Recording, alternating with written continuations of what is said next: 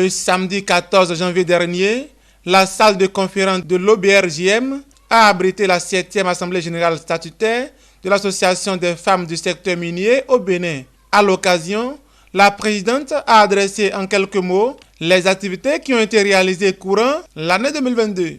Il me plaît de partager avec vous, chers invités, quelques temps forts de la vie de notre association au cours des 12 mois derniers. L'association a pu faire des dons de kits scolaires, des missions d'évaluation des résultats des clubs scientifiques, des séances d'échange, d'écoute et d'information avec les parents d'élèves des filles des clubs scientifiques. Un travail a été fait sur la visibilité de l'association par des séances de travaux pour la redynamisation de l'association avec l'élaboration de la vision, mission, valeur et actes stratégiques de notre association. Sur le plan juridique, nous avons l'actualisation et l'enregistrement des tests de l'association. Dans le cadre de la Journée internationale de la femme, une séance d'échange et d'écoute s'est tenue avec les filles des membres du club scientifique du CG de Zanyelando Don étant sur le thème « Éducation de la fille, femme de demain entre enjeux et défis ». À l'international, la 3e édition du forum de la CEDEAO sur les mines et pétrole, l'étude du projet de la charte de la CEDEAO sur l'intégration du genre dans le secteur géoextractif à Accra.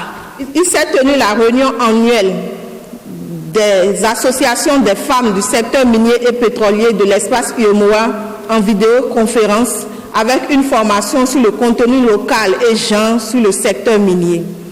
Je ne saurais clôturer cette liste d'activités sans parler de la formation sur le renforcement de la capacité des organisations partenaires du Fonds Pananutugri à Lomé.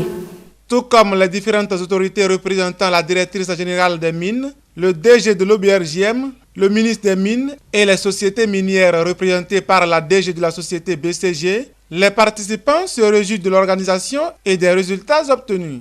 Mes impressions sont les meilleures parce que simplement, elles avancent. Puisque le métier autrefois était réservé aux hommes, il y a 2 décennies, on commence par constater quand même qu'il y a de plus en plus de femmes dans le secteur. Nous avons même la chance d'avoir des femmes qui occupent des postes de responsabilité dans certaines sociétés de la place. Il y en a même qui dirigent ces sociétés minières de la place. Elles ont fait du chemin en élaborant des plans stratégiques, en menant des actions, en participant à des salons où elles parlent du secteur minier béninois.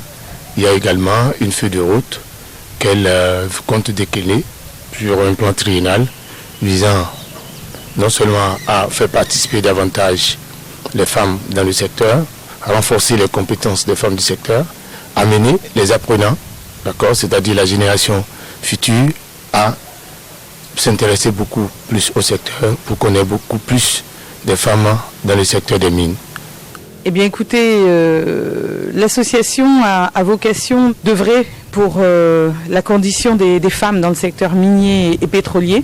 Eh bien j'appelle à toutes les femmes de ces secteurs à adhérer à cette association parce que c'est ensemble que nous, femmes, allons pouvoir défendre nos droits et allons pouvoir permettre une inclusion, une égalité dans ce secteur. Au terme des travaux, le programme d'activité année 2023 et le budget RSI 2023 ont été présentés et validés. Faut-il le souligner?